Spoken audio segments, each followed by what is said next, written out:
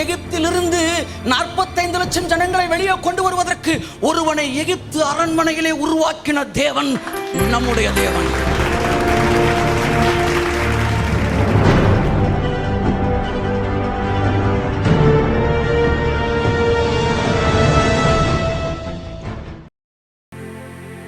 ஒன்று பேதுரு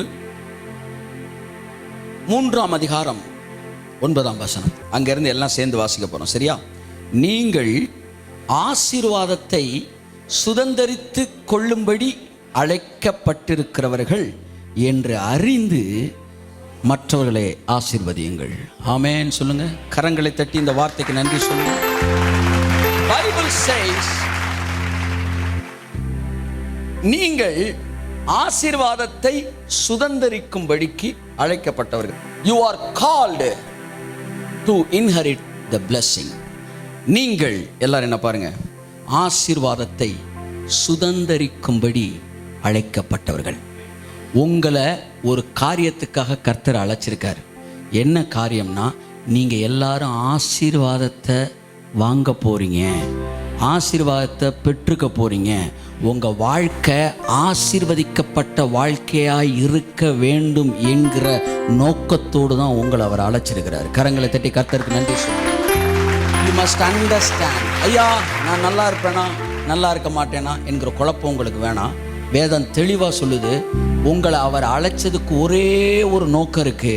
அந்த நோக்கம் என்னன்னா, நீங்க ஆசீர்வாதத்தை சுதந்தரிக்கும்படிக்கு, ஆசீர்வாதத்தை வாங்கிக்கிறதுக்காகத்தான் உங்களை அவர் அழைச்சிருக்கிறார். ஆமேன்னு சொல்லுங்க. ஒரு தடவை அப்படியே பைக்கில் காரில் போயிட்டு இருக்கும்போது திடீர்னு பார்த்தா ஓரத்தில் டிராஃபிக் போலீஸ் ஒரு 3 பேர் நிற்கிறாங்க. அது பக்கத்தில் ஒரு 4 பேர், ஒரு 10 பேர் யங்ஸ்டர்ஸு வேகமாக அப்படி நிற்கிறாங்க.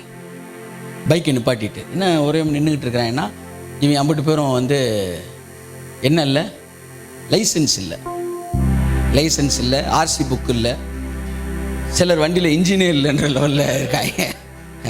அடுத்த ஒருத்தர் நிப்பாட்டுறாங்க. வந்தோன்னே வேகமாக நிப்பாட்டிட்டு லைசன்ஸ் சார், அவசரமாக ஆஸ்பத்திரி போகணும். அப்படி தான் ஒரு 10 பேர் சொல்லிட்டு பின்னாடி நின்றுக்கிட்டு இருக்கிறாங்க.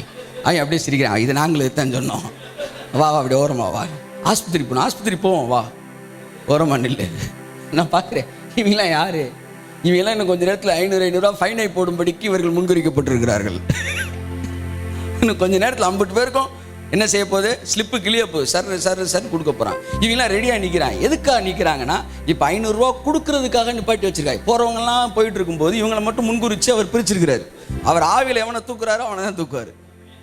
நம்ம போயிட்டு இருக்கும்போது சிலரை ஓரமாக இப்படி தூக்கி எதுக்கு சொல்ல வரேன்னா, அதை அந்த டிராஃபிக் நிப்பாட்டி வச்சுருப்பாங்க. இவங்கெல்லாம் எந்த எதுக்குன்னா, இவங்கெல்லாம் இப்போ ஃபைன் கட்டணும் அப்படின்னு.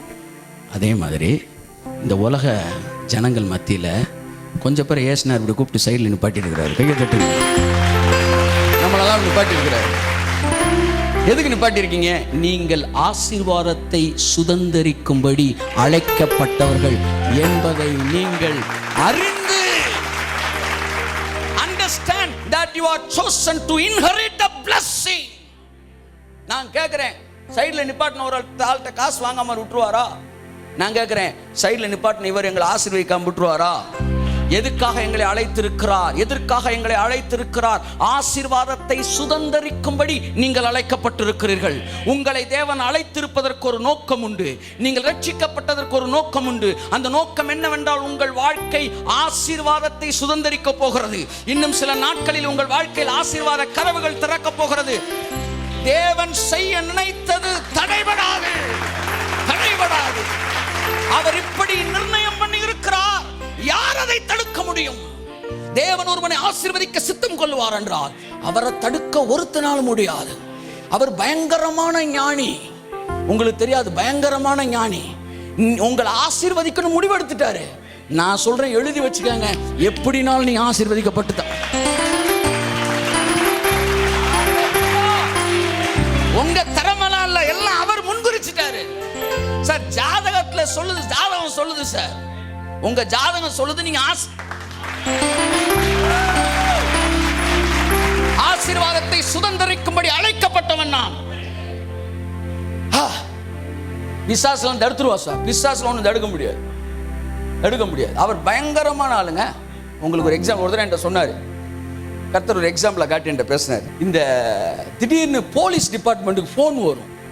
என்ன பண்ணுவோம் சார், ஏறக்குறைய 2 லட்ச ரூபா பெருமானமான சந்தன மரங்களை இந்த ரூட்ல கடத்திட்டு வராங்க சார் அப்படின்னு இன்ஃபர்மேஷன் வரும்.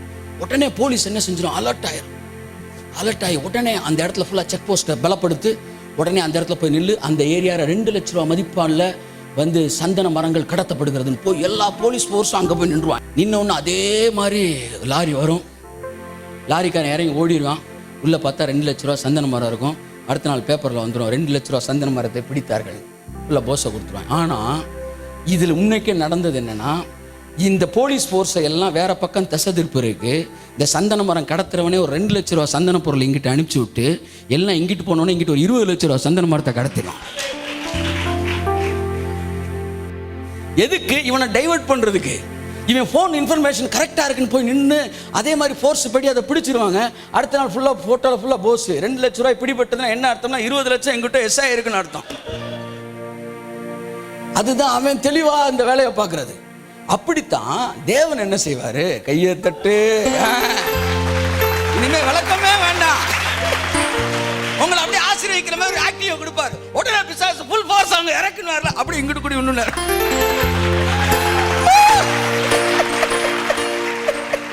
யாருக்கிட்ட விளையாடுறானே, 500 ரூபாய் நிப்பாட்டிட்டோம் இங்க சார், 5 லட்ச ரூபாய் உள்ள போயிருச்சு சார், நான் செய்ய நினைத்தது தடைபடாது. அப்படியே தூதர்கள் மிரள்றாங்க, டெய்லி தூதர்கள் ஆஃப் ஆகுறாங்க. அதனால தூதர்கள் டெய்லி வந்து பரலோகத்துல ஹalleluya ஹalleluya ஆமென் ஹalleluya ஆமென். தூதர்கள் டெய்லி வொர்ஷிப் பண்ண காரணம், டெய்லி இன்ஸ்பயர் ஆகுறாங்க. அவருடைய அறிவு, அவருடைய ஞானம், அவருடைய வல்லமை, அவருடைய திறமை, அவருடைய பலன் எல்லாத்தையும் பார்த்து இவ்வளோ பெரிய தேவன் எப்படி பாவிகளுக்கு தன்னுடைய வழியை தெரியப்படுத்துகிறார், பாவிகளுக்கு தன் வழியை தெரியப்படுத்துகிறார். எவ்வளோ பெரிய தேவன் பாருங்க. எல்லாரையும் ஆசீர்வதிக்க, உங்களை ஆசீர்வதிக்கணும் திட்டமிட்டுட்டாரு. அதனால ஒன்றும் செய்ய முடியாது, ஒன்றும் செய்ய முடியாது. நீங்க ஆசீர்வதிக்கிறத யாரும் தடுக்க முடியாது. நான் பைபிள் சொல்லுது, நான் உன்னை திட்டமிட்டு இருக்கிறேன். எங்க இருக்கு அந்த வசனம்? ஏசாயா, அத ஒரு ஆள் வாசி, 46. உராஞ்சுகிற ஒரு பட்சியை கிழக்கிலிருந்தும் என் ஆலோசனை நிறைவேற்றும் மனுஷனை தூர தேசத்திலிருந்தும் வரவழைக்கிறவராய் இருக்கிறேன். அதை சொன்னேன், அதை நிறைவேற்றுவேன், அதை திட்டம் பண்ணினேன், அதை செய்து முடிப்பேன். கரங்களை தட்டி கர்த்தர் நன்றி சொல்லுவோம். நான் திட்டம் பண்ணினேன், அதை செய்து முடிப்பேன் என்று சொல்கிறார். இன்னொரு வசனம் இருக்கு, ஏசாயா 14:26.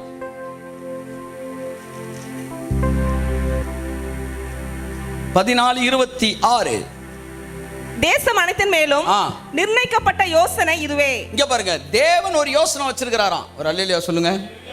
என்ன யோசனை தெரியுமா? இந்த உலகத்தின் பாவத்தை எல்லாம் சுமந்து தீர்த்துறணும் அப்படின்னு திட்டம் வச்சு இந்த ஜனங்களுடைய பாவத்தெல்லாம் அழிக்கிறதுக்கு தன்னுடைய சொந்த குமாரனை அனுப்புனாரு. நல்லா என்ன கவனிக்கிறீங்களா? அப்புறம் வீட்டில் போய் வாசிங்க. இல்லை இவ்வளோ ஆர்வமாக பைபிள் வாசிக்கிறீங்களே, பரவாயில்ல.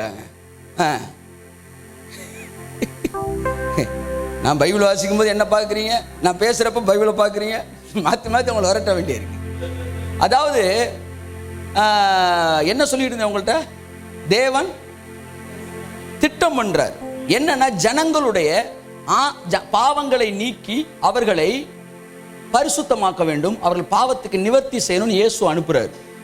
உடனே பிசாசு பார்க்குறான், ஆகா இவர் வந்தா தான் இந்த ஜனங்களுடைய பாவங்கள் எல்லாம் அழிக்கப்பட்டுருன்றக்காக, இவர் இருந்தா தானடா பாவங்கள்லாம் வந்து பரிகரிக்கப்படும், இவரே கொன்னுட்டா அப்படின்னு சொல்லி கொன்னுட்டாங்க.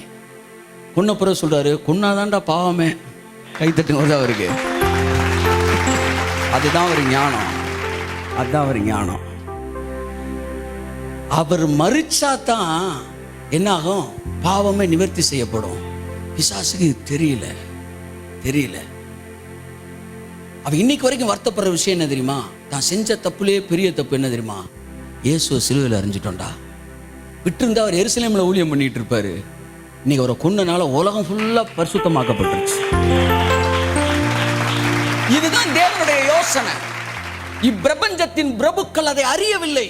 யார் அந்த பிரபு? பிசாசு. தெரிஞ்சிருந்தா சிலுவையில் அரைஞ்சிருக்க மாட்டான். அறையாத அறையாத சென்ட் பாட்டிலு வந்து இப்படி அடிச்சுக்கிட்டே இருக்கிறேன். ஒவ்வொரு ஆள் மேலேயா ஸ்மெல் வந்துக்கிட்டு இருக்கு. இவர் மேலே அடிக்கிறேன், இவர் மேலே அடிக்கிறேன். டக்குன்னு ஒருத்தர் கோவமாகி அந்த பாட்டிலை பிடுங்கி நடுவில் போட்டு உடைச்சிட்டாரு. உடைச்சோன்னு என்ன ஆயிரும்? ஃபுல்லாக ஸ்மெல் ஆகிட்டு வரும். சிலுவையில் உடைக்கப்பட்ட பரிமள தைலம். கை தட்டுங்க அவருக்கு. பரிமள தைலமாம் இயேசுவின் நாமம், பாருங்கும் வாசனை வீசிடும் நாமம். சொல்லுங்க, பரிமள தைலமாம் இயேசுவின் நாமம், பாருங்கும் வாசனை வீசிடும். அவர் எருசலேமுக்குள்ள அப்படியே பிதா அவரை அப்படியே அடிச்சுக்கிட்டே இருந்தாரு. எருசலேம் ஃபுல்லா அப்படியே சுகமாயிட்டே இருந்தாங்க மக்கள். பிசாசு அவரை பிடுங்கி கல்வாரியில உடைச்சா உலகம் ஃபுல்லா ஸ்மெல்லு.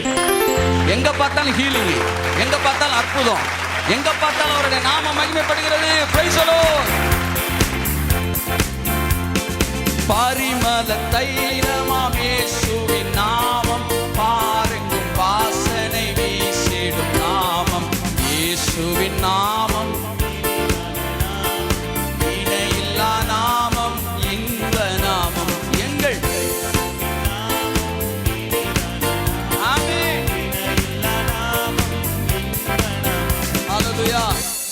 ஒன்று ரெண்டு பேர் மட்டும் வேற யோசனையிலேயே இருக்கிறீங்க. இயேசு நாமத்தில் எல்லாத்துலேருந்து கிளியர் ஆகட்டும். ரத்தத்தை தெளிக்கிறேன், எல்லாம் கிளியர் ஆகிடும். மற்றதெல்லாம் அப்புறம் பார்த்துக்குவோம். ஆமேன். கணக்கு பரிச்சை அன்னைக்கு நீ இங்கிலீஷை யோசிச்சுக்கிட்டீங்கன்னா கணக்கும் போயிடும், ஃபெயிலாக போயிடுவாங்க. அப்புறம் அன்னைக்கு அந்தந்த பாடுகள் போதும்னாரு. அதான் அர்த்தம். இங்கிலீஷ் பரிச்சை அன்னைக்கு இங்கிலீஷை யோசி. இங்கிலீஷ் பரிச்சை எப்படா கணக்கு எழுத போகிறோம்னா இங்கிலீஷும் போயிடும். இங்கிலீஷை முடி, கணக்கு தானா வரும். இயேசு நாமத்தில் ஆமேன்னு சொல்லுங்க. அதெல்லாம் அவர் கணக்கு போட்டு வச்சுட்டாரு. அவர் ஒரு யோசனை வச்சுட்டாருன்னா அதை யாராலையும் தடுக்க முடியாது. அது நீங்க தெரிஞ்சுக்காங்க, தயவு செய்து புரிஞ்சுக்காங்க. அவர் மாஸ்டர் மைண்டு. என் அன்புக்குரியவர்களே, பூமியிலே ஜனங்களுடைய பாவங்களை நீக்குவதற்கு அவர் திட்டமிட்டு இருந்தார். அந்த திட்டத்தை உடைப்பதற்கு பிசாசு இயேசுவை சிலுவையில் அறைந்தான். பிதா சொன்னாரு, சிலுவையில் அரைஞ்சா தாண்டா என் திட்டமே நிறைவேறும்னாரு. உன் கையை வச்சு என்ன செஞ்சிட்டேன்? உன் கண்ணையை குத்திட்டேன். பிள்ளைகள் அது பாட்ட எகிப்துல வந்து இஸ்ரேல் பிள்ளைகள் அதாவது வீட்டில் வளர்ந்துருக்கும். எல்லாரையும் கொல்லுன்னு சொன்ன உடனே தான் ஒரு பிள்ளை எங்க போச்சு? அரண்மனைக்கு போச்சு. ஒழுங்கா அது பாட்டுக்கு வீட்டில் வளர்ந்துருந்தா கிள்ளி விளையாண்டு வந்து கோழி கொண்டு விளையாண்டு தெரிஞ்சிருக்கும்.